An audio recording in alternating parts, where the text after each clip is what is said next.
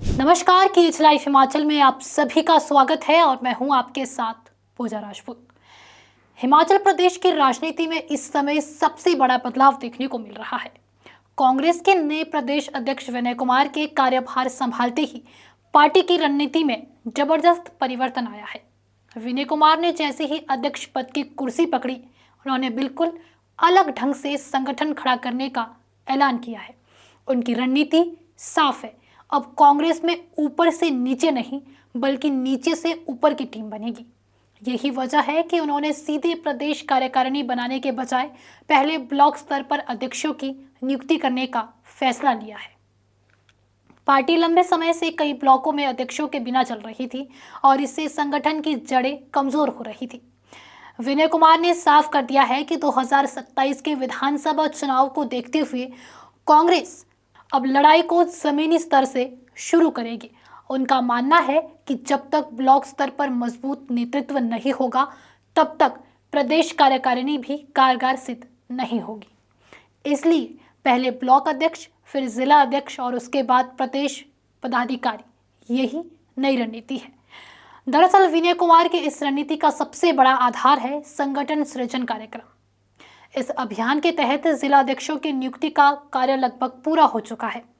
High command द्वारा भेजे गए पर्यवेक्षकों ने अपनी रिपोर्ट जमा करवा दी है और दिसंबर के अंत या फिर जनवरी की शुरुआत में जिला अध्यक्षों के नामों के ऐलान की संभावना है। जिला अध्यक्षों की नियुक्ति के बाद संगठन की बिल्कुल नींव माने जाने वाले ब्लॉक स्तर की संरचना को दुरुस्त किया जाएगा।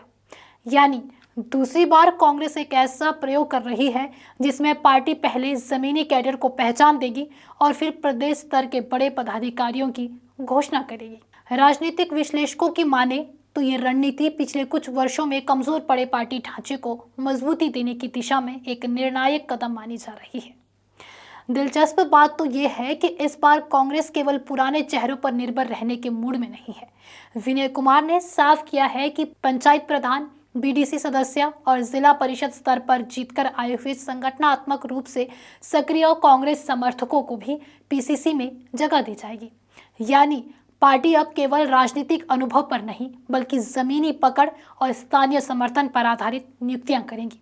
ये फैसला उन नेताओं और कार्यकर्ताओं के लिए एक बड़ा मौका बन सकता है जो वर्षों से पार्टी के लिए काम करते हुए भी ऊपरी स्तर पर जगह नहीं पा सके थे।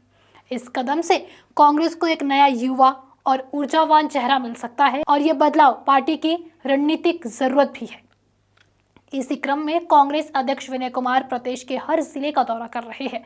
चंडीगढ़ से निकलकर बिलासपुर, मंडी, स्वारघाट, सुंदरनगर, धनोटू चौक, नाचन और बिल्हा ब्लॉक में वे कार्यकर्ताओं से लगातार संवाद कर रहे हैं।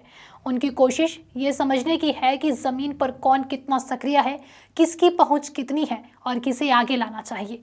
मंडी में होने वाले राज्य सरकार के 3 साल पूरे होने पर आयोजित जनसंकल्प कार्यक्रम की तैयारियों को लेकर भी वे लगातार बैठकों में जुटे हुए हैं। विनय कुमार का दाव है कि इस कार्यक्रम में 20 से 25 हजार लोगों की भीड़ जुटेगी और इसके लिए कार्यकर्ताओं पर अलग अलग जिम्मेदारियां तय की गई है। ये कार्यक्रम न सिर्फ सरकार की उपलब्धियों का प्रदर्शन होगा बल्कि उस संगठनात्मक ताकत का भी परीक्षण होगा जिसे विनय कुमार नए सिरे से खड़ा कर रहे हैं। इसके साथ ही 14 दिसंबर को दिल्ली के रामलीला मैदान में होने वाली कांग्रेस की वोट चोर गद्दी छोड़ महारैली के लिए भी हिमाचल कांग्रेस को बड़ा लक्ष्य दिया गया है। विनय कुमार ने घोषणा की है कि हिमाचल से 2500 कार्यकर्ता इस ऐतिहासिक रैली में शामिल होंगे। ये रैली केंद्र सरकार की नीतियों के खिलाफ कांग्रेस का बड़ा शो ऑफ पावर मानी जा रही है। कांग्रेस के सामने चुनौती ये है कि अब इस संगठन की नई टीम आकार ले रही है और इसी बीच इतनी बड़ी जिम्मेदारी दी जा रही है। लेकिन विनय कुमार इस चुनौती को लेकर काफी आश्वस्त दिखाई देते हैं।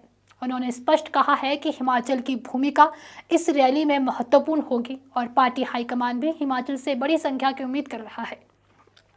गुटबाजी के मुद्दे पर भी विनय कुमार ने बड़ा बयान दिया है। हिमाचल कांग्रेस में वर्षों से गुटबाजी की चर्चा रही है, चाहे वो पूर्व मुख्यमंत्री के समर्थकों की बात हो या फिर वरिष्ठ और युवा नेताओं के बीच बने समूह।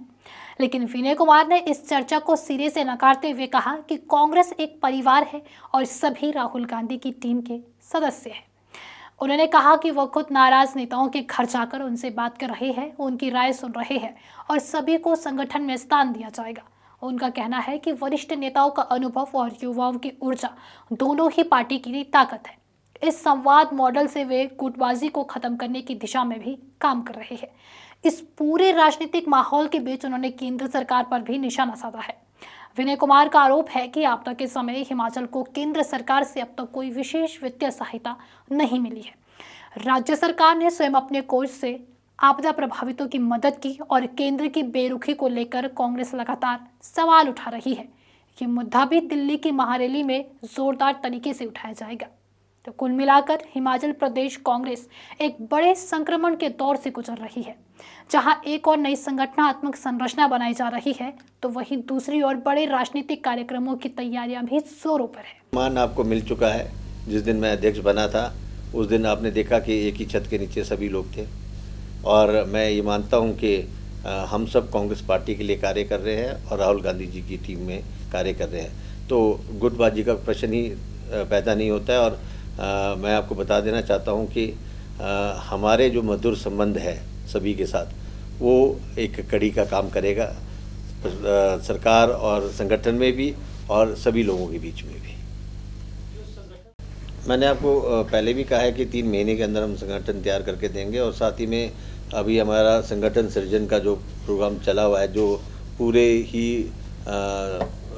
डिस्ट्रिक्ट्स में हमने लगभग 8 तारीख को उसको वाइंड अप कर दिया है, और उसकी जो रिपोर्ट है वो हाईकमांड को जाएगी, और उसके बाद हाईकमांड ही डिसाइड करेगा कि कौन ज़िला अध्यक्ष के लिए उपयुक्त कैंडिडेट है। तो साथ ही में जब हमारा ये प्रोसेस चल रहा होगा तो हम ब्लॉक प्रेसिडेंट्स का भी हम साथ साथ कर रहे हैं कि इनके साथ डिस्ट्रिक्ट प्रेसिडेंट के साथ ब्लॉक प्रेसिडेंट्स लग जाएं। तो ब्लॉक प्रेसिडेंट्स जब लग जाएंगे तो हमारे ब्लॉक्स और डिस्ट्रिक्ट्स वर्किंग पोजीशन में आ जाएंगे। उसके बाद हम स्टेट की कार्यकारिणी बनाएंगे, जिसे हम लगभग 3 महीने के अंदर पूरा कर देंगे। विनय कुमार की ये रणनीति कि पहले ब्लॉक स्तर पर काम मजबूत किया जाए और फिर प्रदेश में टीम बनाई जाए, ये हिमाचल की राजनीति में एक बड़ा और अहम प्रयोग साबित हो सकता है। ये देखा जाना दिलचस्प होगा कि ये नई रणनीति कांग्रेस को वास्तविक मजबूती देगी या फिर ये केवल कागजी बदलाव बनकर ही रह जाएगी। लेकिन ये तय है कि हिमाचल में कांग्रेस इस बार खुद को एक नई शक्ति के रूप में पेश करने की पूरी तैयारी कर चुकी है, और आगामी चुनाव में इसका असर दिख सकता है। जिस तरह से कांग्रेस ब्लॉक स्तर से लेकर राज्य स्तर तक जमीन तैयार कर रही है, आने वाले कुछ महीने हिमाचल की राजनीति के लिए बेहद निर्णायक होंगे। फिलहाल के लिए आज के इस वीडियो में इतना ही। अगर आपको वीडियो पसंद आई हो तो वीडियो को लाइक, कमेंट, शेयर और हमारे Facebook page KH live Himachal को फॉलो अवश्य करें। साथ ही अगर आप हमारे इस वीडियो को यूट्यूब चैनल के माध्यम से देख रहे हैं तो हमारे यूट्यूब चैनल को भी सब्सक्राइब जरूर करें। धन्यवाद।